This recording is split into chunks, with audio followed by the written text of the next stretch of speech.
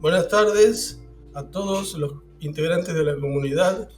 Esta vez vamos a presentar a Natalia Aguilar, quien además de ser una notable escritora y pintora, dirige un par de organizaciones que de alguna manera motivan también nuestro trabajo, que son... hola Natalia, presenta tus organizaciones. Bueno, la más reciente, como tú sabes, tiene 5 años, se llama Centinelas de la Cultura y es una organización dedicada a ayudar a las personas que tienen esta vocación a hacer uso de sus facultades y documentar, analizar, investigar y crear las raíces que están perdidas o descubrir las raíces que están perdidas, sean pues de este mundo o de otros inclusive, que nos revelan, que nos dejaron nuestros antepasados. Entonces estos centinelas nos ayudan a reconectar. Están por todos lados en el mundo, algunos no saben que son centinelas y tienen ese llamado. Otra de mis primeras páginas que tuve, que registré en 1997 y no la eché a andar hasta el 2000, que se llama La Ciudad de México y se refiere al renacimiento de la Ciudad de México, que es la Gran Tenochtitlan, que también tiene que ver con ver las ciudades de una forma mucho más coherentes, ¿no? Y tratar de ver la cuestión de la civilización integral. Y luego tengo otra que se llama Movimiento Sustentable, en inglés también se llama Sustainable Movement, y esa la tengo desde el 2009 y la inicié en Los Ángeles, California, porque era yo miembro del Sustainability Committee del Downtown Los Angeles, donde estaba yo viviendo en ese momento, y pues nos hacía sumamente importante la sustentabilidad, aunque se ha ido desvirtuando por el mal uso de la palabrita sustentable, pero pues yo creo en la verdadera sustentabilidad y ahí tengo muchísimos artículos y cosas interesantes para que lo visiten.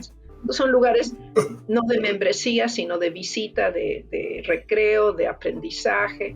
Pueden enviarme comunicados, también hay cuentos y otras cosas ahí.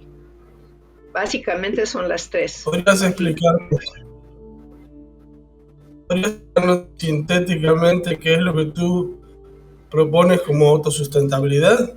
Sí, ser autosustentable significa, bueno, es como ser autogestivo, ¿no? De que tengas la iniciativa y que desarrolles las habilidades para crear una interdependencia y no una dependencia o una especialidad, sino que la gente tenga más apertura, aprender más, porque cuando aprendes más, aprecias más.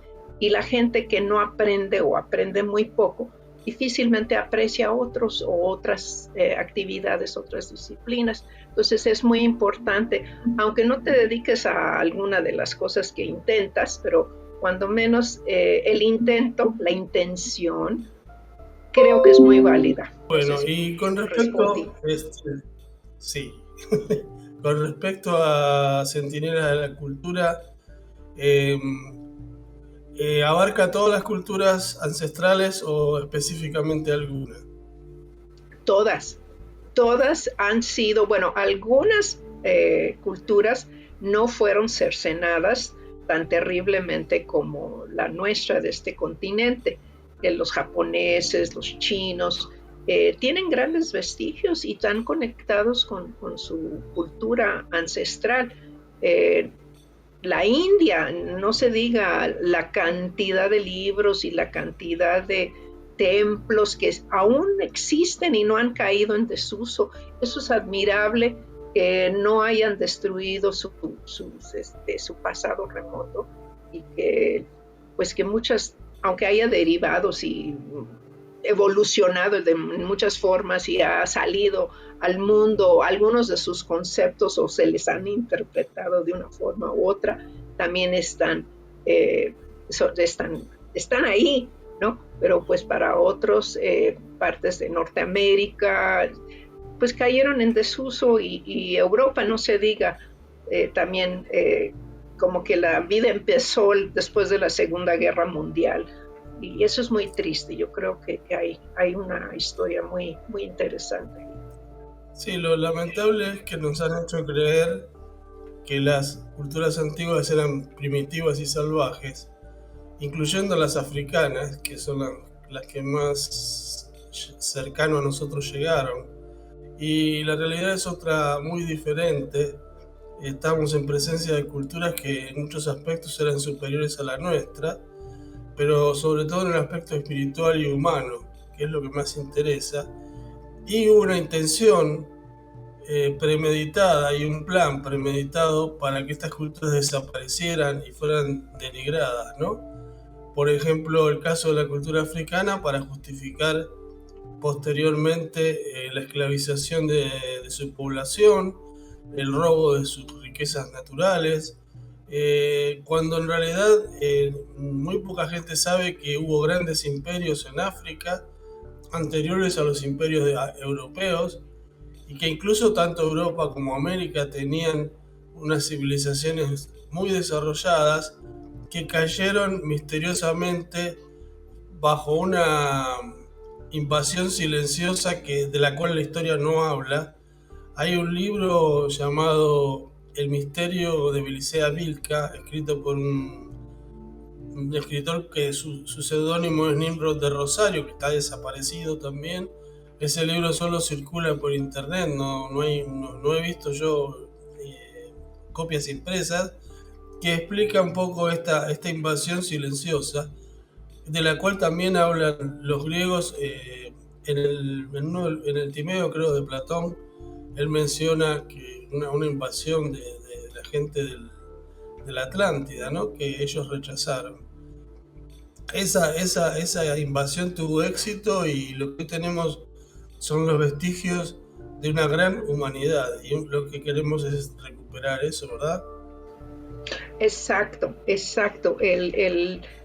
La falta que nos hace a las personas, y te lo digo que muchas mujeres, pues ya por los años 50 veían esta necesidad imperiosa de estudiar, de ser parte de la economía, de ser parte de una especie de progreso, falso progreso, por cierto. eh, abandonaron la custodia de las historias, de las tradiciones. Aquí en México les llamamos las prófugas del metate, pero es una forma muy despectiva de hablar de las mujeres, porque pues ellas eran los custodios de muchas de estas historias, eran mujeres que transmitían a través de las historias orales miles de años de tradiciones, y eso se perdió por la necedad de modernizar absolutamente todo y de hacer a la gente sentir completamente eh, mal, ¿no? O sea, los tenían como capturados en un estado de sentimiento de inferioridad, ¿no? Sí. Lo triste es eso, ¿no? De que la gente quiere dejar una impresión favorable y se dejan convencer de estas, pues, mentiras que repiten demasiado, ¿no? Como esto de las carreras, que cuando ya estás en la carrera hasta te da vergüenza decir, ¿a poco esto es lo que me vas a enseñar, ¿no? Y sin embargo, como es uno estudiante, no te atreves a decir nada al profesor, no se atreve uno a decir nada por pues, represión, ¿no? Porque pues hay mucha represión. Sí, en el fondo nos han enseñado, tú recién mencionaste a la cultura japonesa y a la china, que sí fue masacrada también con la revolución maoísta, ¿no?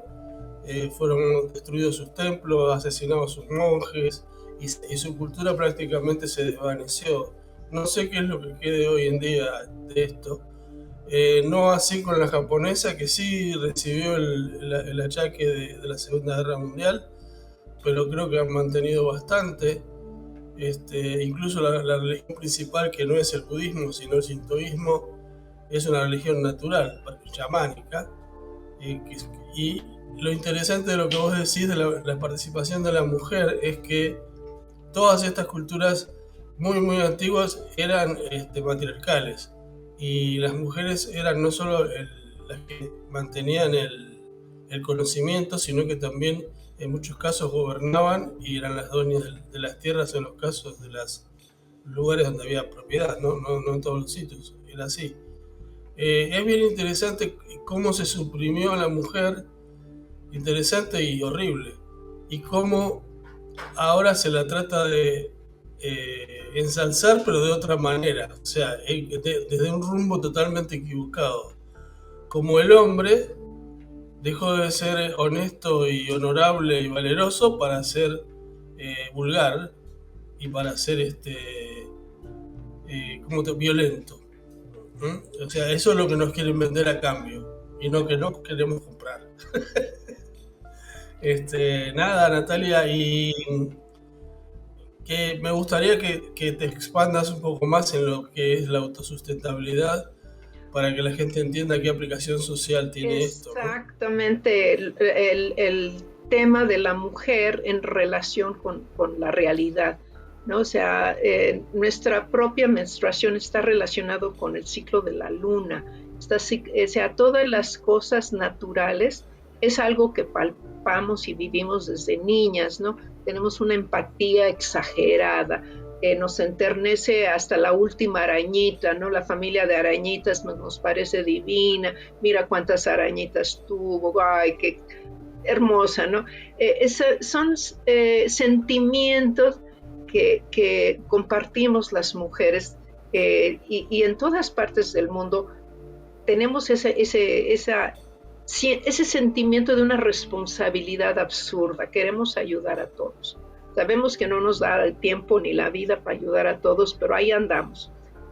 Tú sabrás que muchas mujeres se sienten mal porque no estudian y dicen, no, es que yo no pude ir a la escuela porque tenía que cuidar a mis hermanitos y tenía que hacer esto y tenía que ayudar a mis papás en el campo y no se dan cuenta de todo lo que saben, de todo lo que aprendieron por estar en ese campo, por estar al lado de sus abuelas, al lado de las personas que las amaban y les decían, no, mijita, vente, quédate aquí, porque tenían que caminar muchos kilómetros para ir a una escuela, tan solo una escuela. Tengo una amiga húngara que es divina, es una persona con unos dones naturales tremendos para las plantas, para el arte, para todo. Y me dice, yo soy muy tonta. Digo, ¿por qué dices que eres tú? Dice, no, porque yo me quedaba dormida en la escuela. Digo, ¿cómo que te quedabas dormida? Dice, sí, yo creo que era porque no desayunaba y caminaba 5 kilómetros para llegar a la escuela. Entonces, tú ves la tragedia del intento de buscar esos pocos conocimientos que es la escritura y las matemáticas más elementales que les dan en las escuelas y todo lo que sacrifican y luego ese sentimiento de inferioridad porque bueno, me quedaba dormida en la clase del agotamiento, la falta de nutrición, o sea, la gente no es que sea tonta, está intoxicada. Sí. Muchos de los problemas que tenemos es de base. O sea, ¿cómo vas a educar a una persona que ni siquiera tiene los nutrientes suficientes para reaccionar, para darse cuenta ni de su entorno? Entonces, por ahí tenemos que empezar. Yo me gusta mucho cultivar alimentos, se me dan absolutamente todos, me divierte muchísimo ver crecer un árbol, uno de los árboles que tiene pues más de 30 años, como 37 años, me da cerca de 400 aguacates, ¿no? Claro que hay que tener paciencia porque los primeros 15 años no te da absolutamente nada y sí tienes que estarlo cuidando. Pero las plantas así responden, todas las plantas te responden. Entonces, ese diálogo con la naturaleza lo han dejado las mujeres pero lo pueden recuperar fácilmente, porque no es más que una o dos generaciones máxima que nos separamos de la tierra. Las ciudades empezaron a crecer este vidrio, este concreto, este pavimento, nos ha elevado la temperatura, que si alguien quiere hablar de calentamiento global, empecemos por desaparecer las ciudades, porque ese es una de las fuentes donde sube 10 grados en una ciudad con pavimento, coches y, o sea, aunque tenga uno que otro arbolito, los pobres arbolitos están asfixiando. Entonces hay mucho que hacer para cambiar y creo que estamos en un momento muy bueno, Juan, por la cuestión de las comunicaciones. Así como tú estás en Texas, eh, yo acá en México, podemos compartir muchísimo y hay esa ventaja. Por eso estamos aquí compartiendo. Es interesante todo lo que estás diciendo porque, digamos, nosotros cambiamos el placer que era plantar para comer por la agricultura industrial, que es totalmente fría y destructiva, ¿no? Porque la agricultura destruye el medio ambiente también. De pronto nos dicen, nos venden pollos orgánicos que fueron criados adentro de una jaula, cuando nosotros sabemos muy bien, los que somos más viejitos, que los pollos caminaban y andaban por toda la casa y se comían todos los insectos y tenían otro físico y otro gusto, ¿no? Y nada, yo creo que una cosa que te quería preguntar, ¿tú piensas que el pasarse a una cultura sustentable sería sería un sacrificio grande por parte de la gente? Porque la gente me dice, yo no quiero vivir en el campo, yo no quiero tener gallinas, yo quiero vivir en un departamento y ver televisión y tomar cerveza. ¿Qué tienes que decir? Bueno, como tú sabes, tengo el libro del el poder natural de la gente sensata. Entonces tenemos los sensatos y los no sensatos. ¿Verdad? Y los no sensatos son los negacionistas, los que se niegan, ¿no? Que dicen, yo prefiero tener las luces encendidas de mi casa que ver la luz de la luna o ver las estrellas.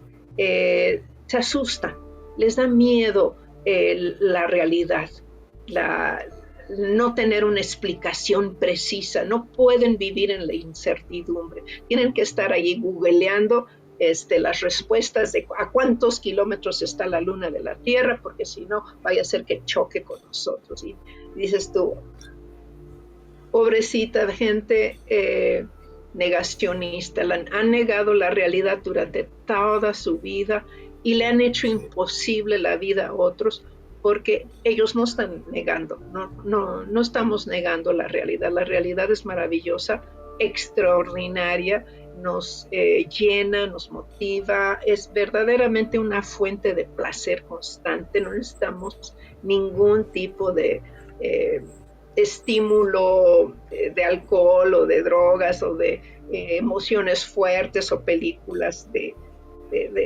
acción, porque pues nuestra vida está llena de todo eso. Y eso sí. no lo ven, no lo comprenden y probablemente mueran antes de darse cuenta que desperdiciaron su vida completa, ¿no? Déjame decir que bueno, ahora está muy de moda el eneagrama, ¿no? Incluso en los colegios, para definir a las personas. Y yo invito a todos aquellos que realmente quieran saber cómo dividir, cómo clasificar las personalidades, a que lean El poder de la gente sensata. Es un libro de una tremenda sencillez, pero de tanta profundidad y agudeza que uno dice, claro, esto era así. Y de todos los personajes que describes, uno que me llamó la atención y me causó mucha tristeza o alegría fue el patán, ¿no? Porque estamos en un mundo gobernado por patanes y donde parece que ser patán es la regla, no es lo mejor. O sea, son los hombres más admirados por las mujeres Los más Los, tóxicos son los que les gustan a las mujeres. sí, Los y los más que, tóxicos, los más violentos. Ujú. mm, sí, fíjate que uno ve una película y dice, y ve a este individuo que están los malos ahí, él es bueno, pero nadie sabe por qué es bueno, pero él sabes que es el bueno porque, bueno, es el protagonista. Entonces de golpe él se enoja y mata a todo el mundo. Y yo digo, ¿y dónde está? O sea, simplemente lo que faltaba era un punto de explosión para que el tipo se convirtiera en un criminal. Y no encontró nunca otra forma de resolver el problema. Sí, sí, todo lo Y esto, arreglan a balazos. Cuando no lo pueden arreglar a billetazos, porque bueno, el dinero también es un arma que sí, compra las voluntades de todos, que corrompe, que denigra. Es una tragedia. O sea, otro día platicaremos ampliamente del rol del dinero. Pero volviendo al tema del patán. El patán es una persona, como lo pinto ahí, un niño que se estancó a los 3 años, donde su santa voluntad es la ley. O hago berrinche o no queda títere con cabeza. Son sus dos armas favoritas del patán. Hago el berrinche o te maldigo y te desaparezco de alguna forma, ¿no? O te ignoro, o peor, ¿no? Te elimino, te mando a eliminar. Pero es el carácter de un niño de 3 años. Para cualquier persona que alguna vez tuvo hijos, recuerden a sus hijitos entre los 2 y 3 años, es la más difícil. ¿Por qué? Porque se niega a crecer. Quiere seguir siendo el bebé eterno. Quiere tener el servicio de la madre y del padre a como dé lugar, sin cuestionamiento, sin restricciones. O sea, empieza el mundo de la utopía. Todas estas utopías, y tú, bueno, entramos en este rollo de la filosofía, siguen siendo filósofos que creen en la utopía. ¿Por qué? Porque en el fondo son unos patanes tremendos. y una pregunta. ¿Las mujeres pueden ser patanes también o patanas? Es patana, o sea, podría decir es un hombre con, es un hombre con falda. El hecho de que sea femenino no significa que también quiere ser una niña eternamente y se niega a crecer y quiere esclavos y quiere a base de berrinchitos hacer lo que se le viene en gana. O sea, la fórmula es la misma. No nos confundamos que por decir el patán es peligrosísimo, todavía una mujer la pueden dominar 2 hombres, pero es vengativa, es mentirosa, incisiva, porque bueno, a la hora que niegas la realidad de que tienes que crecer, que es bueno madurar, esto no quieren crecer, no quieren madurar, no quieren responsabilidad bajo ninguna circunstancia, te van a echar la culpa a alguien. Esto le justificaría también uno de los problemas que tenemos sociales más grandes, que es toda esta necesidad de controlar, ¿no? Los niños tratan de controlar a los padres, los esposos a las esposas y viceversa. Y uno ve Exactamente. en las escuelas que la relación con los maestros es de control, no es una relación donde se genera el conocimiento, porque no hay ningún conocimiento, ¿no? Yo recuerdo haber estado en organizaciones esotéricas donde había maestros de verdad, y la relación con el maestro era tu padre, y era una persona que vos respetabas a muerte, y, y él a su vez te respetaba y te amaba también. O sea, estaba lo que se llama el elo pedagógico, ¿no? Eso existió, bueno, hace muchos años era más común, pero eso existió. Y a mí me apena que este tipo de cosas que las sociedades secretas conocen no se estén usando para nada en la educación común, ¿no? ¿Vos estás de acuerdo con esto? Mira, yo estoy de acuerdo de que el maestro empieza por tenerle respeto al alumno. lo respeta tanto y sabe que su inocencia es real, que su falta de experiencia es totalmente real. Entonces le tienes un respeto tremendo y una paciencia pues que no se agota. Como maestro, tú tienes que encontrar 50 maneras de que el alumno entienda algo. Y si necesitas encontrar 60 para que comprenda, pues busca 60, 70, 150 maneras hasta que ese alumno, esa persona, diga, ah, ya sé lo que usted quiere decir, maestro. Esa es obligación del maestro, no del alumno. Si son malos alumnos es porque el maestro no es bueno. Entonces, hay manera de llegar a los alumnos, ¿no? Sí, me acuerdo que una vez un discípulo le preguntó, esto es una historia real que yo la vi, ¿no?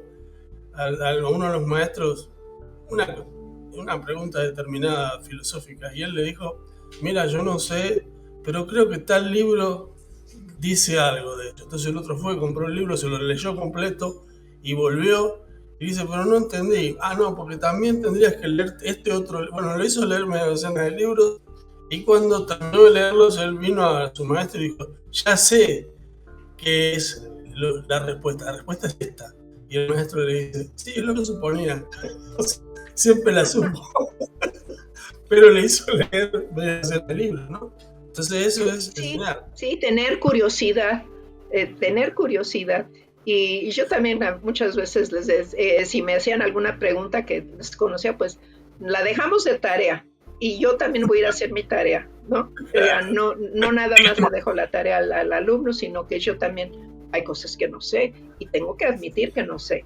Y entonces la siguiente clase es parte de mi tarea averiguar la respuesta a esa pregunta, ¿no?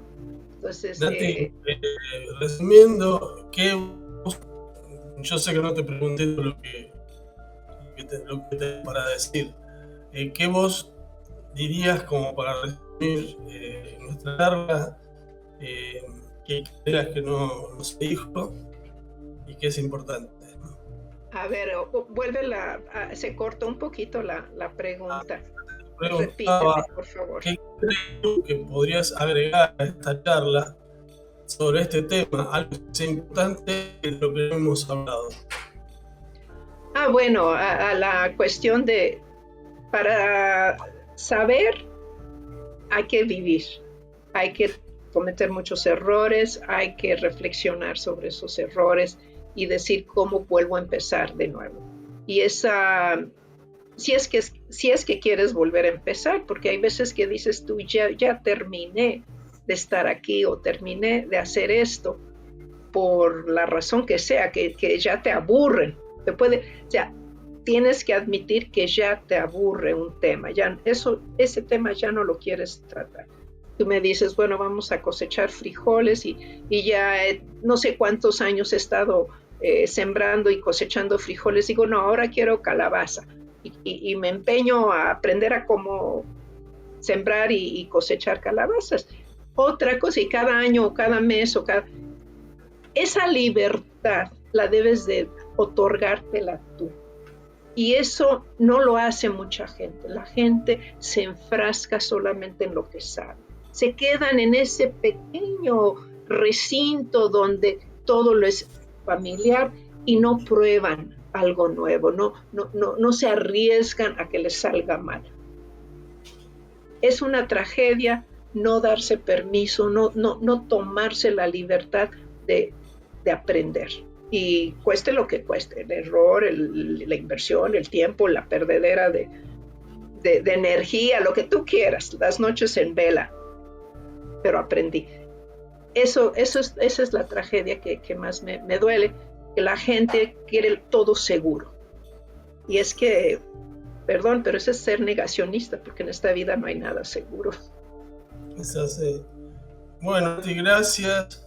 Siempre es un gusto hablar contigo. Igualmente. Espero que podamos repetir otras conversaciones. Claro que sí. Gracias, gusto, Juan, tener y un que me tengas como tu invitada. Muchas gracias. Chao. Bueno, gracias a ti. Chao. Hasta luego.